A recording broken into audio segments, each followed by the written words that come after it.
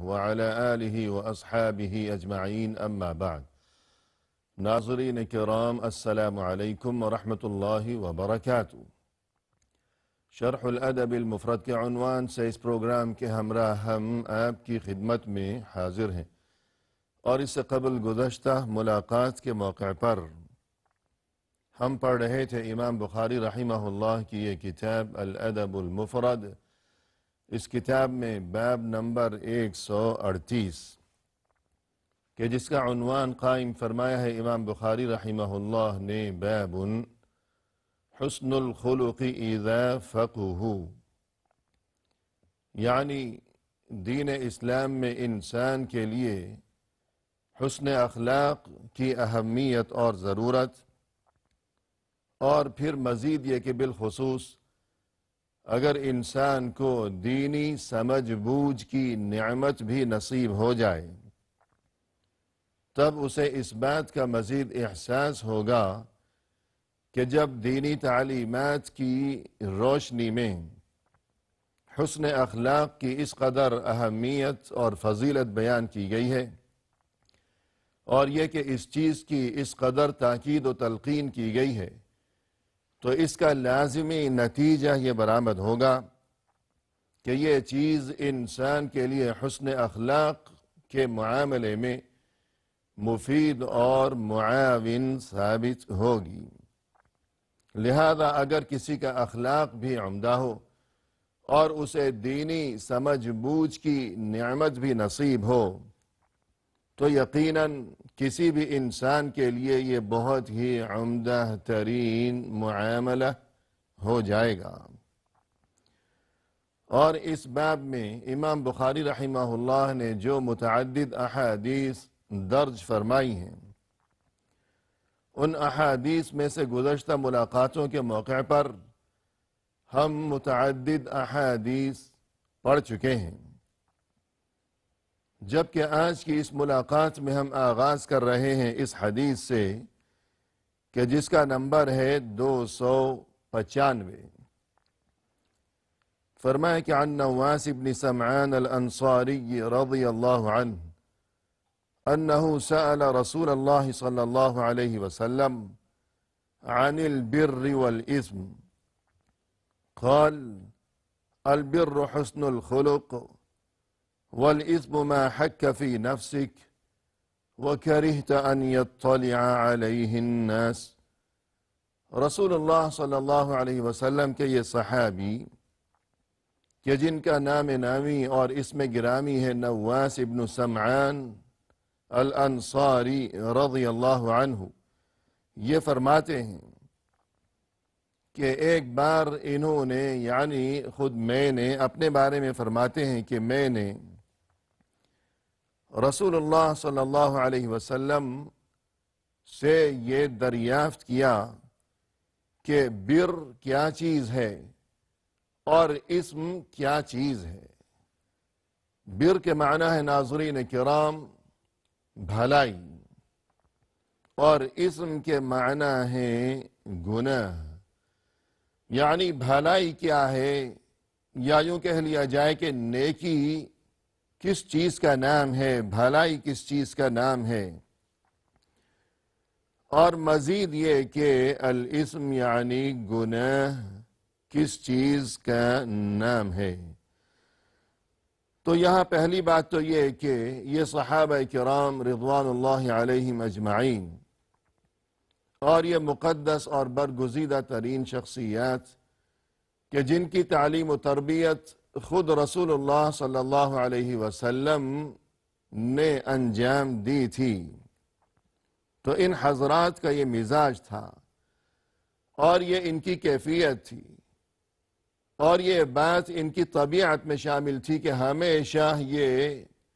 اس مقصد کے لیے کوشاں و سرگرداں رہا کرتے تھے یہ حضرات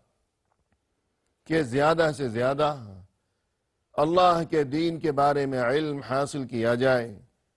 اور اس بارے میں استفادہ اور رہنمائی حاصل کی جائے،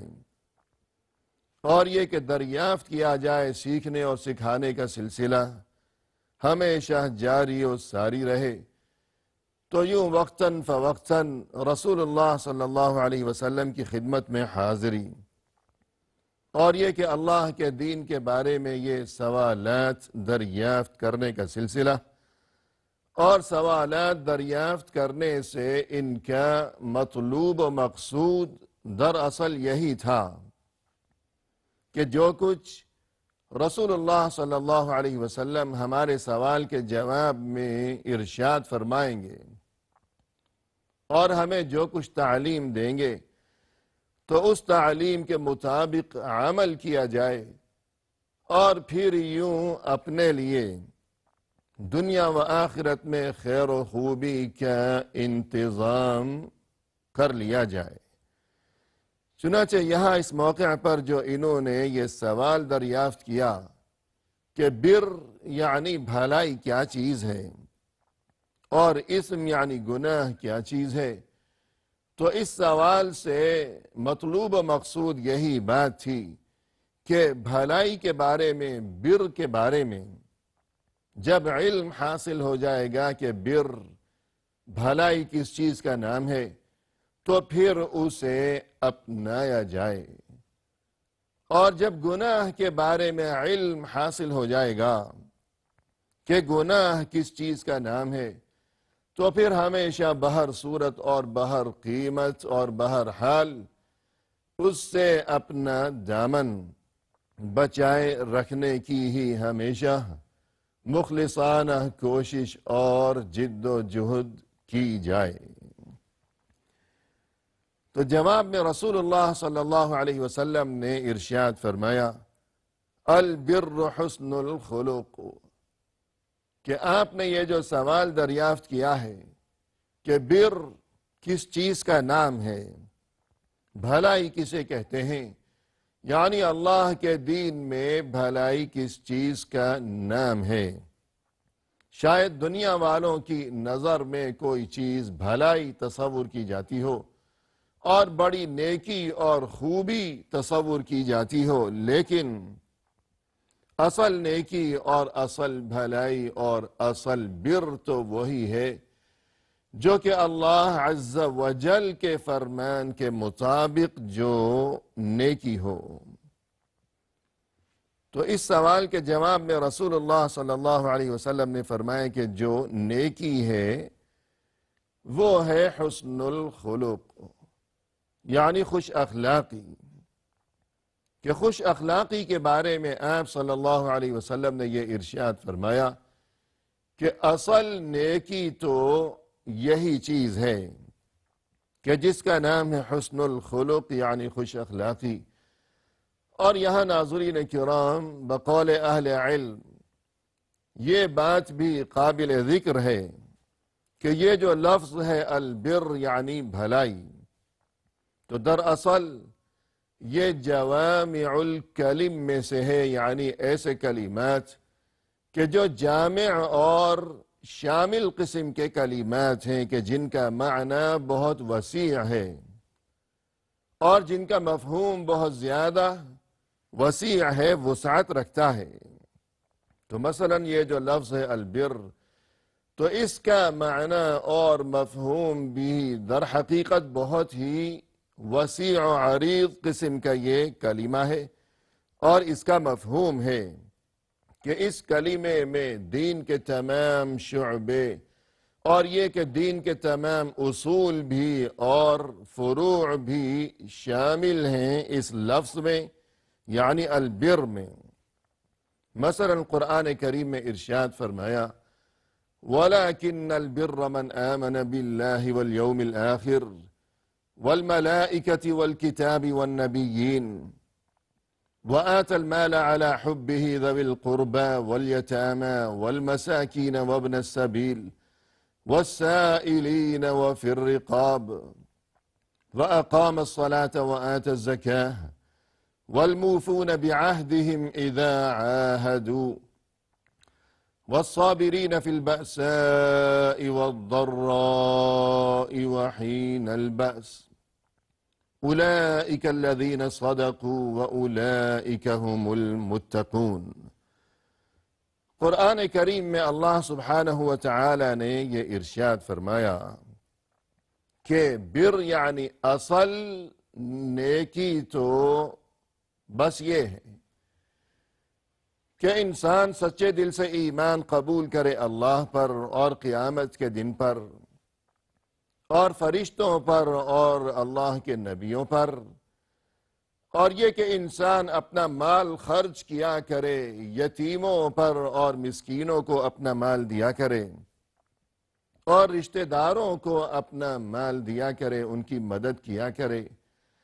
اور یہ کہ نماز کی پابندی کیا کرے، زکوٰۃ کی ادائیگی کیا کرے، اور یہ کہ وعدہ وفا کرے،